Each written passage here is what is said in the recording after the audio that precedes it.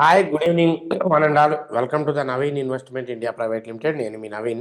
So ఈరోజు వీడియోలో మీకు ఒక రైల్వేస్లోనే టాప్ స్టాక్ అండి. రైల్వేస్లోనే టాప్ స్టాక్ దాదాపు కొన్ని ఇయర్స్ నుండి ఆ, నాకు తెలిసి అయితే చాలా మంత్స్ నుండి దాన్ని ఎవ్వరు పట్టించుకోవట్లే, ఒక మూలన పడిపోయింది. బట్ టాప్ నాట్ స్టాక్ ఈ రోజు దాని పవర్ చూపెట్టింది, అది పెరగడం స్టార్ట్ చేసింది. సో వన్స్ గినక అది పెరగడం గినక స్టార్ట్ చేస్తే దాని రేంజ్ బుల్లెట్ ట్రైన్ కన్నా చాలా వేగంగా ఉంటుంది, గుర్తుపెట్టుకోండి. సో అటువంటి కంపెనీ గురించి నేను చెప్పబోతున్నాను. వన్స్ అపాన్ ఏ టైం కాదు, స్టిల్ నౌ కూడా ఇట్స్ మై ఫేవరెట్ కంపెనీ అండి. So one of the best and best favourite company. So ఆ కంపెనీ ఏంటి, మరి ఎందుకు ఇంత ఘనంగా ఇది ఉంది, ఈరోజు ఎందుకు పెరిగింది, ఇవన్నీ చూద్దాం. రైట్. సో ఆ కంపెనీ పేరే అండి, మీరందరూ మ్యాథ్స్ మీలో ఎక్స్పెక్ట్ చేస్తున్న వాళ్ళు అందరూ కరెక్ట్, అదే కంపెనీ పేరండి. Right. So wait 1 minute. RVNL. RVNL చాలామంది ట్రేడింగ్ చేసే ప్రతి ఒక్కళ్ళకి కూడా తెలుసు. రైల్ వికాస్ నిగమ్ లిమిటెడ్ అంటారండి. రైల్ వికాస్ నిగమ్ లిమిటెడ్ ఇది ఒక పిఎస్యు కంపెనీ అండి. ఇది పిఎస్యు కంపెనీ అంటే ఈ ఆర్వీఎన్ఎల్ మన ఇండియన్ గవర్నమెంట్ రైల్వే అండ్ మినిస్ట్రీకి చెందిన మినీ రత్న పిఎస్యు కంపెనీ అంటారండి. జనరల్గా కంపెనీస్లో నవరత్న, మహారత్న, నవరత్న, మినీ రత్న అని కంపెనీస్ ఉంటాయి. సో ఇందులో ఇది మినీ రత్న పిఎస్యు. మెయిన్గా ఏంటంటే ఇది ఏం చేస్తుంది, railway infrastructure, projects, so electrifications, so new lines, metros, bridges, so signaling, వీటన్నిటిని ఎగ్జిక్యూట్ చేస్తుంది అనమాట. సో ఇది ఈ కంపెనీని ఎపిక్ అంటారంటే, అంటే engineering, procurement, so constructions, project management, fee based model మీద ఎక్కువగా ఇది వర్క్ చేస్తూ ఉంటుంది. సో ఆర్డర్స్ కూడా ఎక్కువ దీనికి ఇండియన్ రైల్వేస్ నుండి వస్తాయి. అంటే ఇప్పుడు for example Vande Bharat train order వచ్చింది అనుకోండి, వీటికే వెళ్తుంటుంది ఇలాగనమాట. సో జనరల్గా ఏంటంటే ఇది కన్సల్టేషన్ రేంజ్లో సుమారు ఒక 20,000 crores కోట్ల రేంజ్లో ఉంది. 5 ఇయర్స్లో, లాస్ట్ 5 ఇయర్స్లో సేల్స్ గ్రోత్ మాత్రం వాస్తవానికి కొంచెం తగ్గిందండి. అందుకే నేను దీని గ్రోత్ లేదని చెప్పాను. నేను మీకు స్క్రీన్ మీద చూపెడతాను అవన్నీ చెప్పిన తర్వాత. నెట్ ప్రాఫిట్ మాత్రం ఒక 1,100 నుండి 1,200 కోట్ల రేంజ్లో ఉంది. సో రీసెంట్ క్వార్టర్స్లో పే ఆఫ్టర్ ట్యాక్స్ అంటారు, గ్రోత్ మీద ప్రెజర్ ఎక్కువ ఉంది. ఎందుకంటే వీటికి రెగ్యులర్గా ఆర్డర్స్ రావు కదా. మార్కెట్ క్యాప్ 66,000 కోట్ల రేంజ్లో ఉంది. సో బుక్ ఆర్డర్స్కి వస్తే ఆర్వీఎన్ఎల్ మొత్తం దగ్గర దాదాపు 90,000 కోట్ల బుక్ ఆర్డర్ ఉందండి. ఇందులో పెద్దది ఏంటి అంటే రైల్వే ప్రాజెక్టు, ఎక్కువ లెగసీ వచ్చి రైల్వే ప్రాజెక్ట్స్, అలాగే మెట్రో, బ్రిడ్జెస్, ఇంటర్నేషనల్ ఆర్డర్స్ కూడా ఉంటాయి. సో మేనేజ్మెంట్ గైడెన్స్ ప్రకారం ఎవ్రీ 3-4 ఇయర్స్కి ఒక విజిబిలిటీ ప్రోడక్ట్స్ని ఇస్తూ ఉంటుంది. కనీసం 10% రెవెన్యూ గ్రోత్గా చేస్తున్నారు. సో దీంట్లో పాజిటివ్ ఫ్యాక్టర్స్ ఏంటి అంటే దీని బుక్ ఆర్డర్ అండి. సో దీని బుక్ ఆర్డరు 19,000 crores ఉండడం వల్ల దీన్ని మనం చాలా పాజిటివ్ ఫ్యాక్టర్గా కన్సిడరేషన్ చేస్తూ ఉంటాము. ఇంకొక 3-4 ఇయర్స్లో లాంగ్ టర్మ్ ఇన్వెస్టర్స్కి 3-4 ఇయర్స్లో చాలా ప్లస్ అండి. ఈరోజు ఇది 13 రూపాయలు పెరిగింది.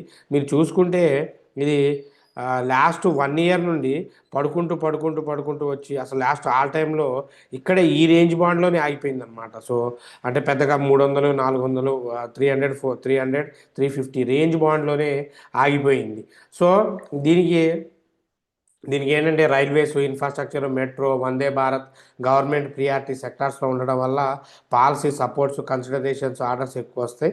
సో లాస్ట్ 5 ఇయర్స్లో ఒక స్టాక్ మల్టీ బ్యాగర్ రిటర్న్స్ ఇచ్చిన స్టాక్ ఏదైనా ఉందయ్యా అంటే ఖచ్చితంగా మనం ఆర్వీఎన్ఎల్ అనేది చెప్పొచ్చు. ఎందుకంటే చూడండి, 2022లో 36 రూపాయల దగ్గర ఉన్నది దాదాపు 600 రూపాయల దగ్గరికి వెళ్ళింది. అంటే హ్యూజ్ రిటర్న్స్ అనమాట ఇది ఇచ్చింది.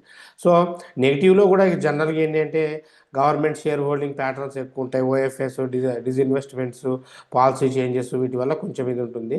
కాకపోతే దీని ఓవరాల్ ఏంటయ్యా అంటే వచ్చే సంవత్సరాలు ఇండియన్ రైల్వేస్, మన బడ్జెట్స్లో Indian railways, metro, urban transport మీద ప్రభుత్వం ఎక్కువగా ప్లాన్ చేస్తూ ఉంది.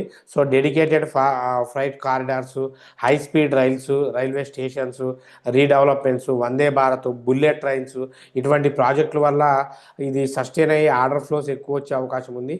ఇవి ఓన్లీ ఇంకొక 3-4 ఇయర్స్లో అయితే దీని కంపెనీ గ్రోత్ చాలా చాలా చాలా బాగుంటుందండి. సో కంపెనీ స్ట్రాటజీస్ కూడా, మేనేజ్మెంట్ కూడా హై మార్జిన్ ప్రాజెక్ట్ మీద మీద హెచ్ఏఎం అంటారంటే high margin assets and projects మీద ఆపరేషన్ మేనేజ్మెంట్ మెయింటెనెన్స్ మీద ఇంటర్నేషనల్ లెవెల్స్లో కూడా ఫోకస్ చేస్తున్నారు. సో ఆర్డర్ ఫ్లో ఇక్కడ మీరు చూసుకుంటే దీని ఆర్డర్ ఫ్లోస్ కూడా చాలా బాగున్నాయండి. ఆర్డర్ ఫ్లోస్ బాగున్నాయి, నెట్వర్క్ పరంగా కూడా. సో ఫండమెంటల్గా ఫైనాన్షియల్గా కూడా 9,000 అబౌవ్ క్రోర్స్తో మంచిగా నీట్గా ఉంది. సో ఓవరాల్గా ఓవరాల్గా లాంగ్ పీరియడ్లో పెట్టుకోవాలి అనుకునే వాళ్ళకి this is the right choice. ఎందుకంటే RVNL one of the best best best best stock for ever. గుర్తుపెట్టుకోండి, దీన్ని మన వాళ్ళు మిస్ అవ్వకూడదన్న ఉద్దేశంతోనే చెప్పాను. రైట్. సో నెక్స్ట్ నిన్నటి వీడియోకి కామెంట్స్కి ఒకసారి వెళ్దాం. తిరుపతిరావు గారు good evening sir. Good evening అండి. కుమార్ గారు good news sir, thank you అండి. చందు గారు good evening sir. Good evening అండి. విశ్వతేజ గారు హాయ్ సార్, ఓలా ఎలక్ట్రిక్ స్టాక్కి బస్ బాగా ఉంది కదా. రీసెంట్గా ఆ కంపెనీ సీఈఓ కూడా 260 crores డెప్ట్ని క్లియర్ చేసినట్టు న్యూస్లో అప్డేట్ వచ్చింది. ఎస్, ఫ్రైడే రోజు మంచి ప్రాఫిట్లోకి వెళ్ళింది. కానీ ఫండమెంటల్స్ అసలు బాగాలేవు కదా సార్. రేషియోలో పీఈ రేషియోస్ నెగిటివ్లో ఉంటే దాని మీనింగ్ ఏంటి సార్? ఆ నెగిటివ్లో ఉన్న ఒక పాజిటివ్ న్యూస్ వల్ల అంత పాజిటివ్గా రియాక్ట్ అవుతే మరి ఫండమెంటల్స్ నెగిటివ్గా ఉండడం పెద్దగా ఇంపాక్ట్ ఉండదా? క్లారిటీ ఇవ్వండి సార్. సో ఇవి ఎవ్రీ క్వార్టర్లీ రిజల్ట్స్ని బట్టి మన ఫండమెంటల్స్ అవి క్యాలిక్యులేషన్ చేస్తాము. సో ఫండమెంటల్స్ ఒక్క క్వార్టర్ గట్టిగా వచ్చిందనుకోండి, ఫండమెంటల్ చేంజ్ అయితే నెగిటివ్గా ఉన్నంత మాత్రాన కంపెనీ బ్యాడ్ ఏమి కాదండి. సో ఫ్యూచర్లో దానికి స్కోప్ ఉంటే ఖచ్చితంగా పెరిగిద్ది. సో మంచి కంపెనీ ఫండమెంటల్గా ఇప్పుడు దానికి యూజ్ ఉండకపోవచ్చు, ఫ్యూచర్లో వాటికి చాలా డిమాండ్ ఉంటుందండి. సో అటువంటి వాటిని బేస్ చేసుకొని కూడా స్టాక్స్ రిటర్న్స్ బాగా ఇస్తూ ఉంటాయి. సో మీరు అడిగింది ఆ కోవ లోపలికే వస్తుంది. సో మార్కెట్ విషయానికి వస్తే ఓలా అనేది చాలా నెగిటివ్ ఇంపాక్ట్స్ని క్రియేట్ చేసుకొని పడిపోయింది. ఫండమెంటల్ నెగిటివ్లో ఉంది. ఒక 2 క్వార్టర్స్ గట్టికి వచ్చినాయి అంటే అన్నీ క్లియర్ అయిపోతాయండి. సో ఫండమెంటల్ చూసుకోవాలి, sometimes it will be beneficiary. So Satyanarayana గారు good evening sir. Pace Digitek share buying price చెప్పండి సార్ ప్లీజ్.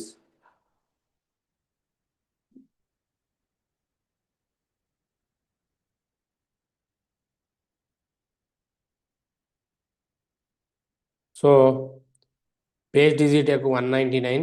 సో జనరల్గా దీంట్లో మీకు రిస్క్ ఫ్యాక్టర్ ఎక్కువే ఉందండి. మీరు కొనాలి అంటే అట్లీస్ట్ 203 తర్వాత కొనండి. టార్గెట్ అయితే మీకు 220 అండి. దీన్ని ఎక్కువ మీరు టార్గెట్ని పెట్టుకోవద్దు. 220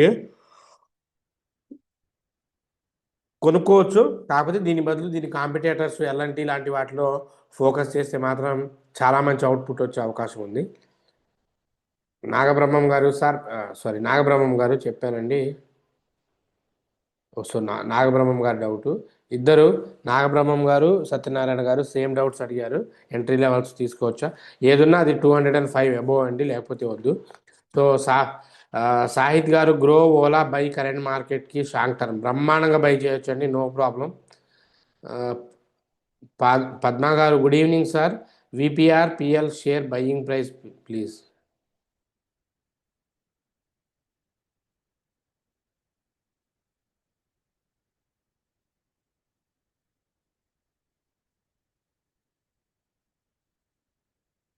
సో దీని బయ్యింగ్ ప్రైస్ వచ్చి 67 అబోవ్ తీసుకోండి అమ్మా. టార్గెట్ అయితే ఇది చాలా బాగుంది. 500, 600, 100, 150, 300 దాకా టార్గెట్ ఉందండి. 65 అబోవ్ తీసుకోండి, ప్రాబ్లం ఏమీ లేదు. కంపెనీ మంచి company, no problem. Sir Zomato 200 షేర్లు 287లో కొన్నాను, పెరుగుతుందా ప్లీజ్ చెప్పండి. ఖచ్చితంగా పెరిగిద్దండి, ఓపిక పట్టుకోండి. జొమాటో ఖచ్చితంగా పెరిగిద్ది కొంచెం. ఎందుకంటే ఆ స్టాక్స్లో వీటిని ఎటర్నల్ అంటారండి, ఆ స్టాక్స్లో కొంచెం పేషెన్సీ ఉండాలి. యాక్చువల్గా మీరు ఈ టైం ఇప్పుడు ఈ రేంజ్ బాండ్లో కొనాల్సింది పర్వాలేదండి. ఒకవేళ మీరు యావరేజ్ చేయాలనుకుంటే కొంచెం వెయిట్ చేయండి, పడ్డా కంగారు పడొద్దు. ఖచ్చితంగా ఫ్యూచర్లో పెరిగిద్ది, వెయిట్ అంటిల్. పృథ్వీరాజ్ గారు good evening sir. How to buy NSC unlisted shares through which app sir? ఇది ఫేక్. నేను ఆల్రెడీ ప్రీవియస్ వీడియోస్లో చెప్పాను. మీరు ఇటువంటి ట్రాప్లో ఇరుక్కుపోతే ఎవరేం చేయలేరు. అన్లిస్టెడ్ షేర్స్ని ఏ యాప్స్ అమ్మవు, లిస్టెడ్ షేర్స్ అమ్మడానికి మాత్రమే పర్మిషన్ ఉంది. అన్లిస్టెడ్ షేర్స్ అమ్మారనుకోండి అది ఇల్లీగల్ యాక్టివిటీ కిందకి వెళ్ళిపోతుంది. అది ఓన్లీ గ్రే మార్కెట్లోనే పాసిబుల్. అటువంటి ట్రాప్లో ఇరుక్కుపోతే మాత్రం చాలా ఇబ్బంది అవుతుందండి. Kiran garu good evening sir. Good evening అండి. Raj Kumar garu hi sir, shall we buy Nifty BeES and bank BeES for long term? కొనొచ్చు, కానీ కొన్ని రోజులు వెయిట్ చేయండి. మార్కెట్ యూస్ ఫాల్ అవుతుంది, దాని తర్వాత కొనండి అవి. కొండకేయ గారు good evening Guruji. Good evening అండి. శాంతి గారు thanks for the information, welcome అమ్మ. సత్యనారాయణ గారు good evening sir, very very useful video for this week sir, thank you అండి. జీవన్ గారు థ్యాంక్ యూ అమ్మ, thank you for the information. So anyway, thanks for your love and support. So comments రాసిన ప్రతి ఒక్కరికి మీకు ఏదైనా డౌట్స్ ఉంటే comment సెక్షన్లో రాయొచ్చు, వీ కెన్ ఎక్స్ప్లెయిన్. సో దీంతోపాటు రేపటి ప్రిడిక్షన్కి వెళ్దాం. రేపటి ప్రిడిక్షన్, నేను నిన్నటి ప్రిడిక్షన్లో ముందు నిన్నటి ప్రిడిక్షన్ హిట్ అయిందో లేదో చూద్దాం. వారి ఎనర్జీసు, లెన్స్ కార్టు. సో మనం బేరిష్ ఇచ్చాము. వారి ఎనర్జీస్ వచ్చి మీకు 3078 దగ్గర టార్గెట్ ఇచ్చానండి, వారి ఎనర్జీ. సో మీరు కనుక ఎక్కడ మనం టార్గెట్ ఇచ్చింది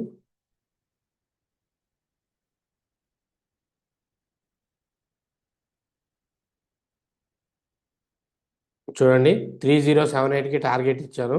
సో ఇక్కడ కనుక మీరు చూసుకుంటే ఇదిగోండి 3078 దగ్గర మీరు ఎంట్రీ తీసుకుంటే తర్వాత చాలా ఫాల్ అయింది. దాంతోపాటు నేను మార్కెట్ నిన్న ఏదైతే చెప్పానో నేను పీఈ చెప్పాను. వాస్తవానికి మీకు అక్కడ పీఈ ఇచ్చాను, మీరు క్లియర్గా చూడాలి. ఎందుకంటే ఇక్కడ నేను ఈ ఈ రేంజ్ దగ్గరికి వెళ్తేనే పీఈ తీసుకోండి అని చెప్పాను. సో అంటే మీరు ఎండింగ్లో తీసుకుంటే దీని అవుట్పుట్ నెక్స్ట్ కనబడుతుంది మీకు ఖచ్చితంగా. అందుకే నేను క్లియర్గా వెయిట్ చేయండి అని చెప్పాను. అంటే ఇదైనా పర్వాలేదు, వెయిట్ చేయండి. ఇవాళ మార్కెట్ అయితే వరస్ట్గా ఉంది, అసలు మూమెంట్ కూడా లేకుండా. మార్కెట్ పెరిగింది కానీ ప్రైస్లలో జీరో మూమెంటు, చాలా ఇబ్బందిగా పోయింది. చూసుకోవాలి. ప్రైస్ డికే అయితే చాలా ఎక్కువగా ఉందండి. సో రేపటి ప్రిడిక్షన్కి వెళ్తే ట్యూస్డే 23rd ఇంట్రాడే స్టాక్స్కి వెళ్తే ఫస్ట్ కొచ్చిన్ షిప్ యార్డ్ అండి. ఇది 1670 దగ్గరికి వెళ్తే బేరిష్ చేయొచ్చు. 1650 నుండి 1600 వరకు టార్గెట్ ఉంది బేరిష్ ఇది. సో 1692 అనేది మీ స్టాప్ లాస్ అండి. తర్వాత ట్రెండ్ 4190 దగ్గర బేరిష్ అవుతుంది. 4160 నుండి 4130 వరకు టార్గెట్ ఉంది. 4223 వరకు స్టాప్ లాస్ అండి. సెన్సెక్స్ ఇప్పుడు మీరు ధైర్యంగా తీసుకోవచ్చు. వీలైతే సెన్సెక్స్ ఇవి నెక్స్ట్ ఎక్స్పైరీకి ఎండింగ్లో తీసుకోండి, ఎందుకంటే క్రిస్మస్ వల్ల ఎక్స్పైరీ దగ్గరగా ఉంటుంది. సో నెక్స్ట్ ఎక్స్పైరీకి కొంచెం వెయిట్ చేసి రేపు పాజిటివ్లో కనుక ఓపెన్ అయినా పర్వాలేదు, ఇవి తీసుకోండి. Sensex 85,800 PE, bank nifty 59,500 PE, nifty 25,500 PE. Next ఎక్స్పైరీకి ఖచ్చితంగా mid nifty 14,200 PE, fin nifty 27,800 పిఈని ఫోకస్ చేసుకోండి. సో మీకు అవుట్పుట్ చాలా వరకు మంచి అవుట్పుట్ కనబడుతుంది. లేదు అంటే ఇంకొంచెం ఎక్కువ ప్రిడిక్షన్స్ అవుట్పుట్ కావాలి అంటే మీరు మన ప్రీమియం గ్రూప్లో జాయిన్ అవ్వచ్చు. సో ప్రీమియం గ్రూప్లో చెప్తానండి, స్టాండర్డ్ కాల్సే ఉంటాయండి. అంటే పిచ్చి పిచ్చిగా కాల్స్ ఇస్తూ ఏ పడితే ఇచ్చేసి 100 హిట్లైని ఇట్లా చెప్పడం ఉండదు. ఓన్లీ ప్రీమియం గ్రూప్లో ఒక వ్యాలిడ్ స్టాక్సే ఉంటాయి. సో మీకు చెప్తాను. సో చూడండి, ఈరోజు అసలు zero movement in the market అనమాట. 138కి కూర్చొని 158 అసలు పెద్దగా ఏమీ లేదు. ఫస్ట్ మార్కెట్ సో లోడ్ అవుతుంది. మార్నింగే మనము సెన్సెక్స్ సిఈనే ఇచ్చామండి, ఇదిగోండి ఇక్కడ చూసుకోవచ్చు. నిఫ్టీ 50 ఇదిగోండి ప్రాఫిట్ కూడా బుక్ చేసుకున్నారు. టుడే ఇది 25,800, 200కి ఎంట్రీ ఇచ్చాను. ఏ రేంజ్ బాండ్లో ఎంటర్ అయినా దాదాపు 339 దాకా వెళ్ళింది. ఇప్పటి క్లోజింగ్లో ఇంకా ఎక్కువ వెళ్ళింది. ఇదిగోండి మన వాళ్ళు ప్రాఫిట్ కూడా 24,000 ప్రాఫిట్ బుక్ చేసుకున్నారు. So anyway, interested candidates subject నేర్చుకోవాలి అనుకున్న వాళ్ళు, లేదంటే ప్రీమియం గ్రూప్లో ఫ్రీగా ఉండాలి అనుకున్న, సో కోర్స్ నేర్చుకుంటే ఈ గ్రూప్లో మీకు ఫ్రీ సర్వీసెస్ ఉంటుంది. So anyway, thanks for your love and support. లేదంటే గ్రూప్లో జాయిన్ అవ్వడానికి స్క్రీన్ మీద కనబడుతున్న నెంబర్ కాల్ చేసి జాయిన్ అవ్వండి. Anyway, thanks for your love and support. Keep watching until, take care, bye, Jai Hind.